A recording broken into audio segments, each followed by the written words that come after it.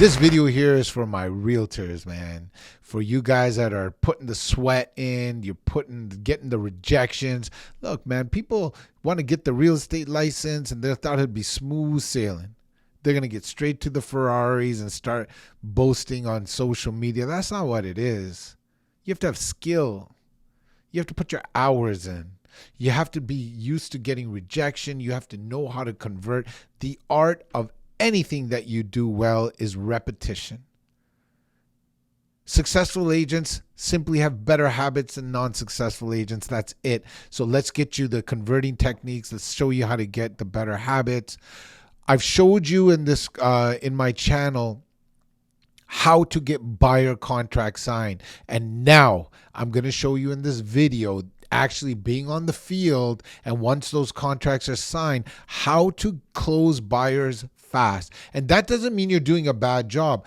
Closing them fast is good for them because they don't want to waste their time, and it's great for you. It's efficient, right? Close them fast just means efficiency and effectively. It's good for every party. You're making sure you're doing your job and you're making sure you're doing it well. So without further ado, let's show you exactly what to do on the field with these buyers. Let's get it.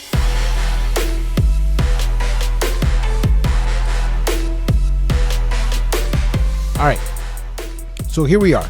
We went through the process of getting the buyer contract signed. This does not work for random buyers.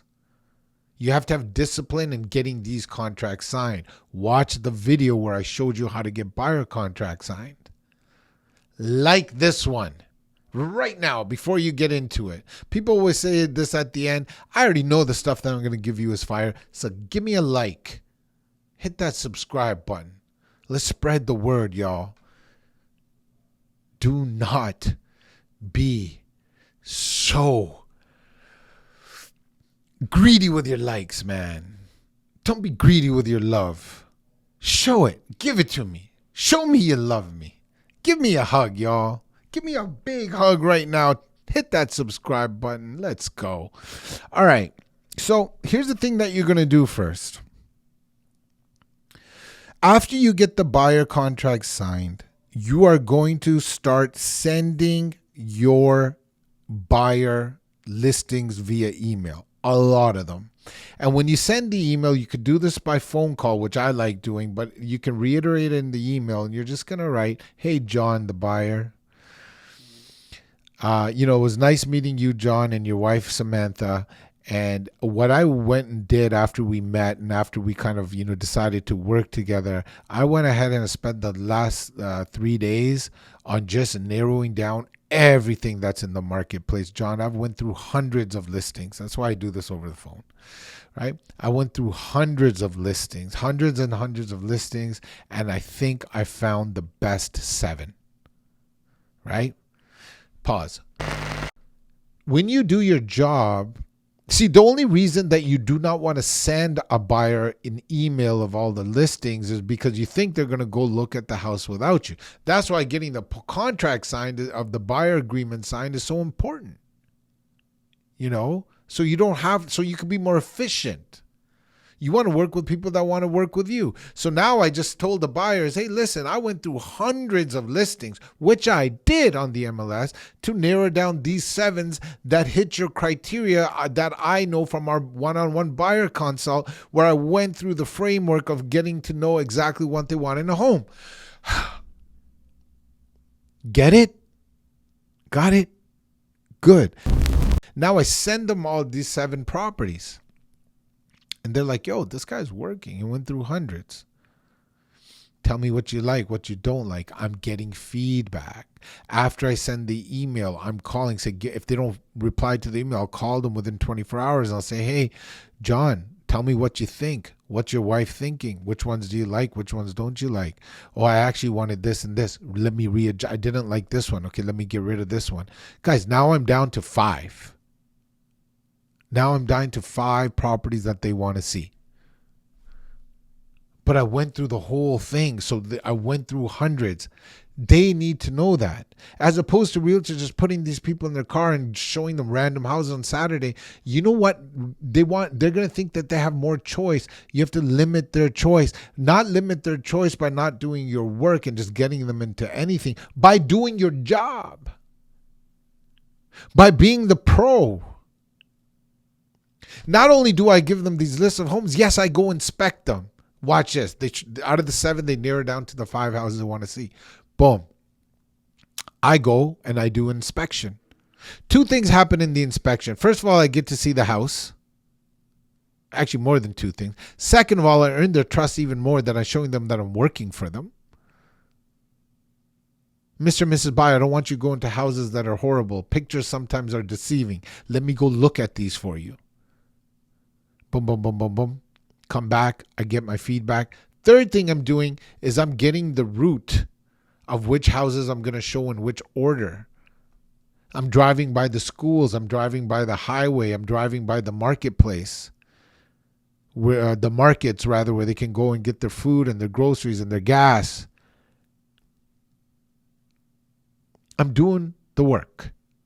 So now when I'm showing houses, I can take them through all that stuff and I can put the houses in order of the map. So I'm not doing loop-de-loops, going this house, coming back here, going back there. Guys, there's a method to this.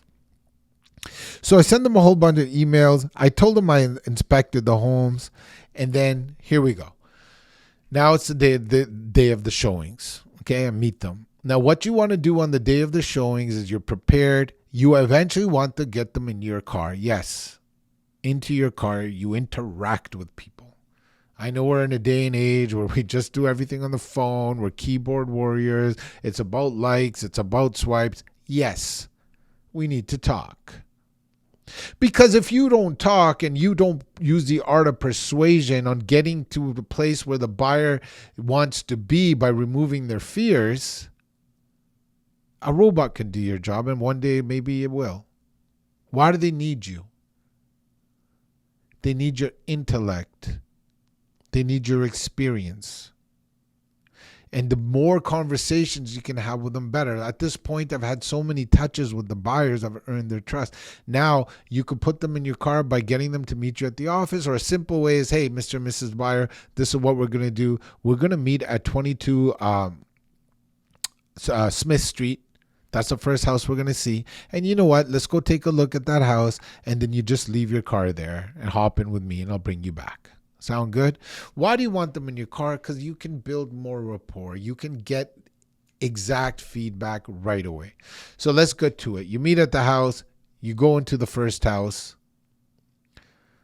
Now, when you're showing the house, don't do what they do on TV.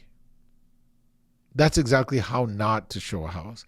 Because the realtors that are on TV, they're trying to showcase their brand. They're trying to showcase themselves. They want to be talking a lot. Look at the chandelier. Look at these beautiful countertops. Oh my God, look at that view. I always wanted that view. Shut up. Do exactly that. Shut up. So you open the door. You dictate. You know how relieved they're going to be that you're not following them around? Imagine you and your wife, or you and your husband, or you and your mom, or you and your sister, or whoever you're buying this house with is looking at the home that you're going to spend most of your money on, the biggest asset you ever buy, and then there's this dude or dudette, stranger, wrenched in between them, just yapping. How's that going to make you feel, man? Right? Don't yap. This is how you do this. Mr. and Mrs. Buyer, look, I've already inspected this property. I'm going to go ahead and walk around and also get a refresher. I want you to take your time, take a look at it, enjoy yourselves. I'm here for any questions, but I'm going to stay out of your way. They're going to love that. And, while you can while they're looking at the upstairs, you can kind of pop in and say, hey, I have any questions? Ask me questions at the end. But listen for their feedback. Watch their body language. Right? And if you know this is a house that didn't hit the criteria that they don't like, at the end of it, you can say, hey, guys, I don't know if this one's for you. You're earning their trust because most realtors will try to inject them into any home. Okay, so let me breathe. Stay out of their way, please. let them see the house. And now when they're done the house, you ask them, hey guys, do you have any questions for this house? Even better yet, have a printed have the printed listing with a pen, give it to them so they can take notes. If you're going to show 5 listings, yes, print it out, give it to them, and I'll show you why. You have any questions, Mr. and Mrs. Buyer? Any questions about this house? No, everything's good. Okay, I have a question for you, and this question's going to get annoying because I'm going to ask you this in every house that we see, but I need your feedback so I can find the house that you really desire. Okay, what did you like about this home? What did you not like about this home? And you're going to write it down. You can do it on your phone or whatever. Okay, now you're going to hop in. You're going to you're going to go to the second house. And you're going to hear them talk. You're going to talk about the neighborhood. You could drive by the school if it's on the way, whatever. So now you get into the second house. You repeat. You rinse, you repeat. You do the whole, you stay out of their way, let them do their thing, but you're going to add a question. So before you leave, hey, Mr. and Miss Buyer, what did you like? What didn't you like? Write it down. I'm going to ask you, Mr. and Miss Buyer, I'm going to ask you to rank the 5 homes that we've seen. So the only question I'm going to add to here, I'm going to ask you for every home, what you like, what you didn't like. It's my job to understand that. I have to diagnose that so I can get you into the perfect home. And then I'm going to ask you to rank the home. So now, so far, we only seen 2 homes. Can you tell me which one you liked better? Oh, definitely this one. Okay. So I'm going to put number 1 on their listing, or I'm going to put it on my phone. Okay. Address, this one you like 1. The last one we saw, that's obviously number 2 right now. So you're going to do this, repeat this on number 3, number 4. And then remember, in this case scenario, we're showing 5 homes. On the 5th home, you're going to have their ranking. 1, 2, 3, 4. Right? You're going to know what they liked, what they didn't like. Perfect. So, hey, Mr. and Mrs. Buyer, last time, what did you like? What didn't you like? Okay, how do you rank this home? Oh, guys, I think this one is number 2. I really like this home. But the 3rd house we saw, Rick, that's number 1. If it's not that easy, I pull up the list. Okay, so if this is number 2, that was number 3. Actually, from what I get from a list that we made, Mr. and Mrs. Buyer, the house that we saw 3rd is actually your favorite home. Yeah. Now watch this. You want to follow me exactly here. Mr. and Mrs. Buyer, hey, listen, I have the contact of the real estate agent, and would you like to go see that home again? Because we've seen a whole bunch of homes. Would you want to get a refresher on that home? Now, at this point, because I've done this so many times, there's about a 65 to 70% chance that they're going to want to go back to that house. Right? Especially if they're SC personality types. If they're D personalities, maybe not. They'll be like, hey, I already know. Okay? Cool. So let's say in this case scenario, you go back into the house. There's like I said, about a 70% chance that they're going to want to do that. Call the realtor, make another showing real quick on the fly, go back to the home. Go back to the home and let them see it. Now at this point, they're looking at it again. Oh, yeah, it does have a walk-in closet. Oh, hon, I didn't understand the backyard was so big. This is bigger than we thought. Yeah, and then I'll say, yeah, you do get confused when you see 5 houses. They start, mixing and matching. And now here's what I do. Say, at this point, Mr. and Miss Buyer, I went through hundreds of listings, and I narrowed down 7. Those are your best 7. And I went and inspected them, and out of the 7, you didn't even like 2, so I inspected the 5. Right?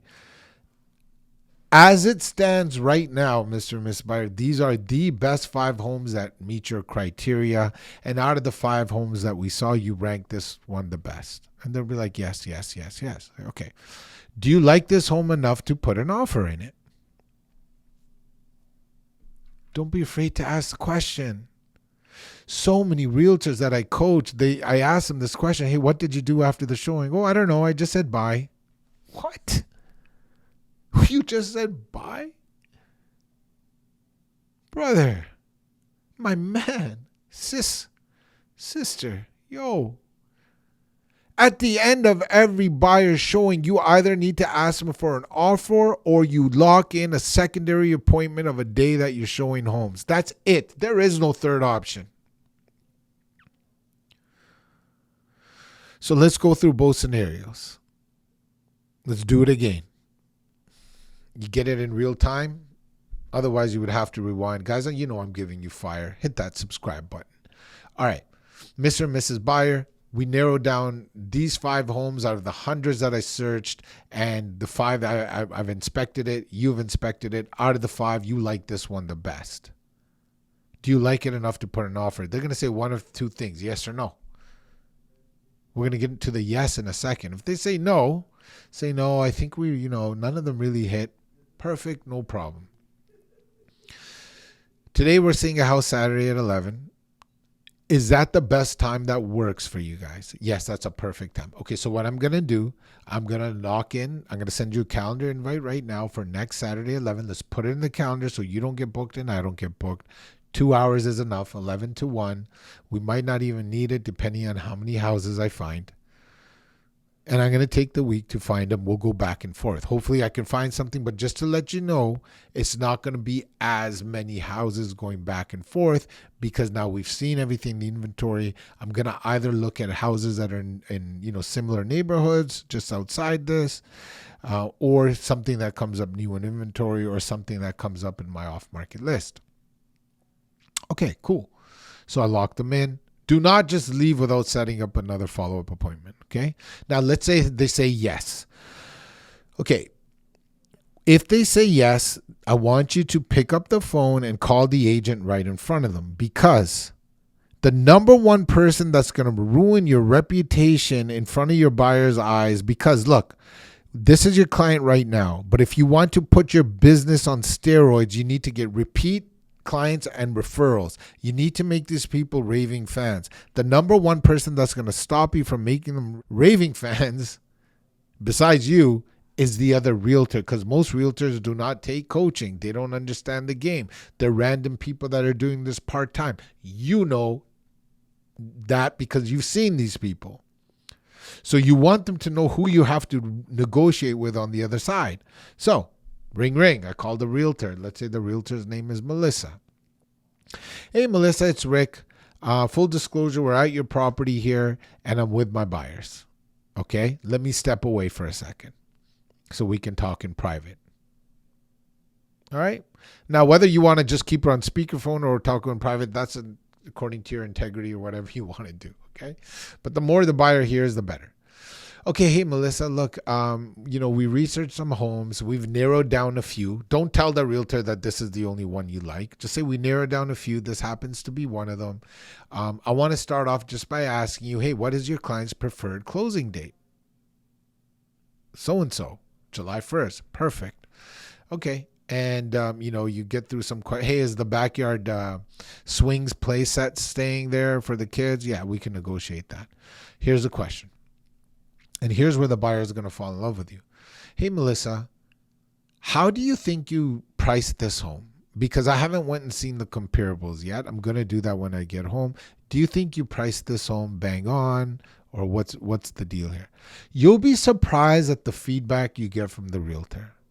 You're assuming they're all going to say, yes, we priced it low or we priced it bang on. But a lot of times they'll say, hey, we've been on the market for a while. We just want to get it sold. I think we priced it right, but you tell me. So you're going to get to know what type of realtor you're working with.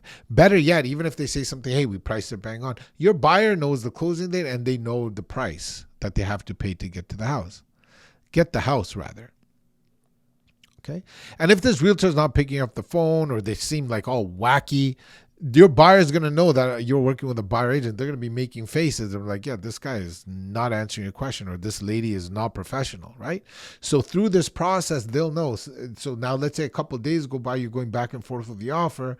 You can say, hey, you know the agent that we're working with. Now you can use that for you or against you, because some agents are really good and they're going to work with you. Some are really bad. But the point is, you want to get calling the agent right in front of them is going to do 2 things. It's going to protect your reputation, and it's going to get you closer to getting the deal signed. Because if the realtor says, hey, well, there's no room in the price, well, they didn't hear it from you. They heard it from them. Now, here's the ultimate ninja trick. You get off the phone. You should have a blank offer ready with all the clauses. You know what the clauses need to be. You've been doing this. If you don't know, man, hit me a comment and I don't know, I'll get it to you somehow. But like financing clause, inspection clause, right? Your balance of purchase price clause. Have a space where you can write in all the stuff, including included in the house, the appliances, the window coverings, all that kind of stuff, right? And if it's a hot listing and they're already pre-approved, you can cancel out, cross out the financing, cross out the inspection, but don't not have it omitted from there. Don't have it deleted. Make sure you do your job. You protect your license and you have it in there. And if you don't need it, you can cross it out. Point being, maybe I should do a whole video on what should be on this blank offer. Give me some love and I'll do it. But you have a blank offer ready and you can get it signed right there. That's the ultimate ninja trick. All you have to do is fill out the information, which you can get from the listing, and you're ready to rock and roll. Look, that's how you sell houses. That's how you become the pro. And this is how you make your job easier. And you make it easier on your clients. If you follow these steps, you're going to work with buyers that you like to work with, and you're going to make the process effective and efficient. So you can go ahead and do many of these transactions. I'm telling you, and I promise you, if you use these techniques, I personally did it where I would just show the buyer 3 or 4 homes in one day and they pick one. That doesn't mean I shortcutted them. That means I did the work on how I described it to you on this video and the rest of my channel. Guys, hopefully you guys enjoyed this one. We'll see you on the next one.